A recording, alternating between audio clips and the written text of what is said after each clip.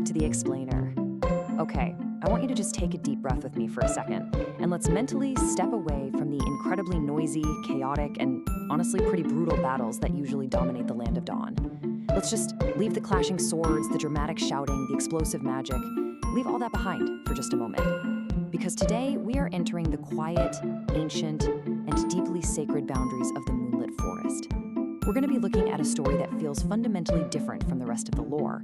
We're diving into the story of Belerick, and he's a character whose very existence kind of challenges what it even means to be a powerful figure in this world. Okay, let's dive into this core piece of lore, because it fundamentally resets our expectations of the game right out of the gate. Quote, "Some heroes fight for glory.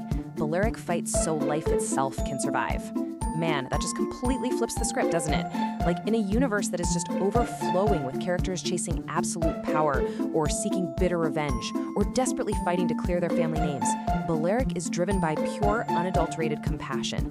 He's not looking for some shiny trophy. He doesn't want a fancy title. He's simply looking out for the vulnerable. So who exactly is this guy? Well, Belerick is known as the Guard of Nature. But he's not, a human warrior in enchanted armor or a cursed elf trying to break some dark spell. No, he's an ancient plant-like elemental creature. He's deeply, intrinsically connected to Mother Nature, to the life energy, and to that incredibly delicate balance of the world's forests. He doesn't just protect the forest. Actually, scratch that. In many ways, he literally is the forest, brought to life to defend itself. And this brilliantly illustrates his rare purpose in the Land of Dawn. Think about it. In a realm that's just constantly damaged by wars and demons and overwhelming dark forces, Belerick stands out as this massive, towering beacon of patience, sacrifice, and hope. Where everyone else brings destruction and chaos, he just brings this unwavering promise of protection. Now, to really understand that immense protective instinct of his, we have to shift our narrative back in time a bit. Because long before he became the legendary towering guardian that we all know today, Belerick had some incredibly serene origins. He started his existence as just a simple, young sapling. No fires of war, no epic battles. He started in the quiet peace of untouched nature. During this super early time, this little sapling received some truly incredible divine gifts. He was chosen by the Ancient Ones, and they granted him the very essence of life and Mother Nature, which gave him profound wisdom, intelligence, and even the power of reincarnation. That's huge. And with these blessings, young Belerick just lived harmoniously among other elemental creatures. His world was simple, it was brimming with vitality, and it was entirely at peace. He knew exactly what a perfect, untouched world actually felt like. But as we know all too well, peace in the Land of Dawn is incredibly fragile. That serene existence that completely shaped Belerick's early life, it was eventually shattered. This devastating conflict swept across the realm, darkening the skies and bringing unprecedented tragedy right to the ancient forests. Let's move to the timeline and see how this builds, because you can really track how quickly this piece deteriorated. It started with that harmonious life, right? But then the endless war violently spread, and as the danger escalated, the Ancient Ones retreated, which meant the elemental creatures completely lost their ultimate protection. And finally, the tragic result: the forest was consumed. Fire and death absolutely ravaged the land.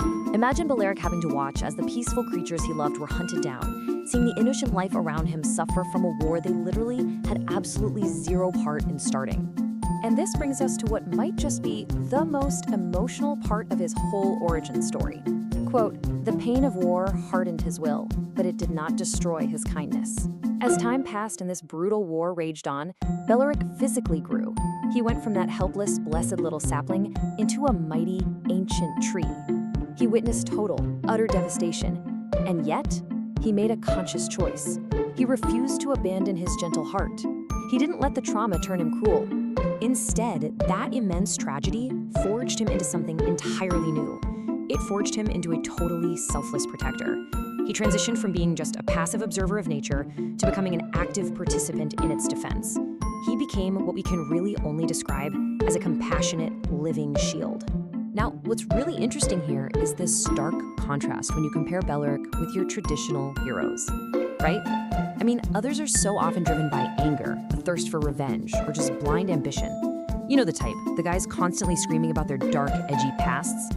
But Belerick, he's defined by compassion, protection, and sacrifice. He He doesn't ask, hey, what can I gain from this? He asks, who needs my protection? He's driven solely by this profound, unconditional love for all living things. And what's super cool is that this lore actually dictates exactly how he operates as a defender in-game. He literally stands directly in front of danger. He endures heavy damage just to ensure others survive. He's not out there using cruel man-made weapons either. He punishes attackers with natural vines and thorns. And finally, he just perseveres, utilizing that endless life force of his. His ability to absorb huge amounts of damage isn't just some random combat mechanic. It actually represents the forest itself patiently absorbing a blow and then answering back to protect the innocent.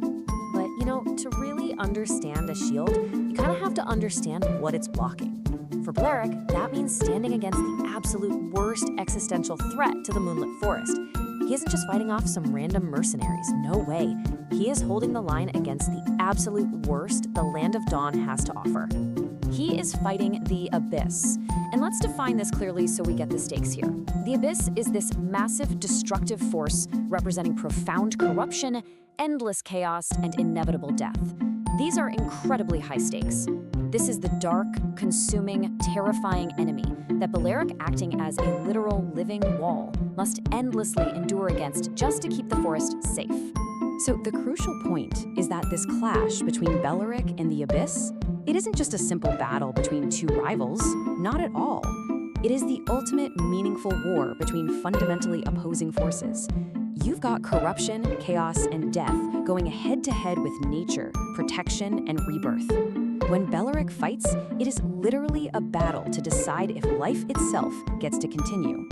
Which brings us to the core realization of this explainer, the quiet strength of nature. Belerick gives this lore something deeply, deeply grounding. Look, he's not a tragic noble complaining about some curse, and he is definitely not some rebellious, flashy assassin constantly flipping around the battlefield. He represents the quiet, steady, immovable strength of the ancient forest. He's powerful not because he's loud or flashy, but because he simply refuses to stop enduring. He experienced immense, heartbreaking loss as a young sapling, and yet he still chooses kindness every single day. So I want to leave you with this final provocative thought to reflect on today. What does true strength look like when your only goal is to quietly endure so that others might live? Think about that. In a world that is just obsessed with doing the most damage and grabbing the most glory, Belerick proves that sometimes the absolute most heroic thing you can do is stand firm, absorb the hit, and protect the ones standing behind you. Thanks for joining me on this explainer, guys. I really hope this deep dive into the moonlit forest helps you find a bit of your own quiet resilience. See you next time.